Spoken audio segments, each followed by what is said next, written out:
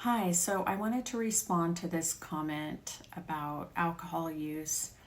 And if you are looking to get into a professional field and like forensic psychology, it's really important that you make sure that you don't have any alcohol abuse problems or any other issues, mental health diagnoses that could impair you from doing your job. Because then at that point, the ethics code says that you, if it impairs you from doing your work, then you shouldn't be doing it. So it's important early on before somebody gets into a career field where it's, I'm going to say, the helping field, where you're helping other people, you're evaluating them, you're treating them, you're in the medical field, you're a nurse, you're a social worker, you're a therapist, you're a psychologist, you're a doctor, any of those fields. It's really important that you make sure you take care of yourself first and make sure you're getting all your needs met and you're taking care of you first. So many people in this profession get it wrong. They want to help others first, and putting other people above yourself is the wrong advice. And unfortunately, that's still a narrative that I hear, especially from a lot of nurses. And my sister is a nurse, so I hear it every day. She doesn't do that, but other people do, and it causes problems. You never want to put other people above yourself. So, take care of yourself first. And if you're struggling with alcohol use, or you're using it more often than you should, and you're using it as a way to cope, it's a maladaptive coping skill. It provides short-term relief but unfortunately long-term consequences. So it's a poison for your body, and it causes a lot of long-term health problems. So I am a psychologist, and I do evaluations for law enforcement, nurses, psychologists, therapists. I do evaluations potentially from anyone.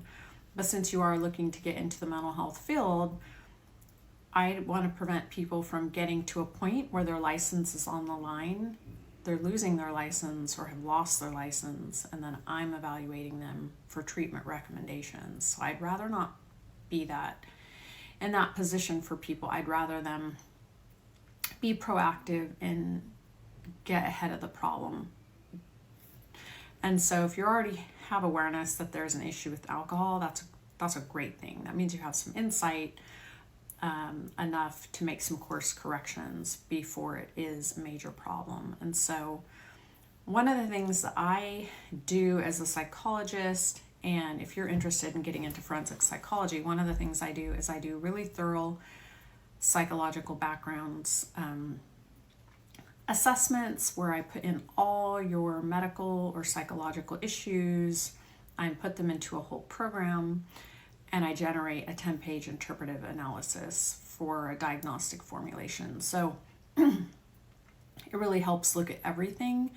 And so usually people have more than one diagnosis. If they're having trouble with drugs or alcohol, there might be a personality disorder, there might be a mood disorder.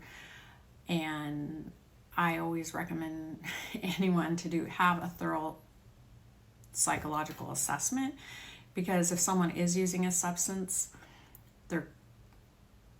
they're maybe self-medicating, but there may be another underlying reason why, and that's important to find out. It's really important to find out. There's a lot of times there's multiple diagnoses underneath there, and then I refer them to see a psychiatrist or a medical doctor for further evaluation and testing, or even medication. So take care of yourself, invest in yourself. That is what I want to say.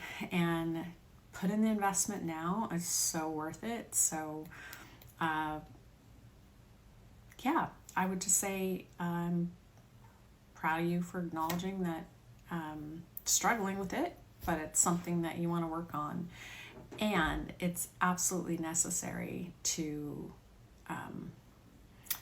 work on it now, because if you don't, people who use alcohol is a way to cope. It's always going to increase, their intake is always going to increase in frequency, and then the problem becomes more severe over time. So definitely get a handle on it now, and I wish you well in your recovery, and thanks for your comment, and let me know how your journey goes.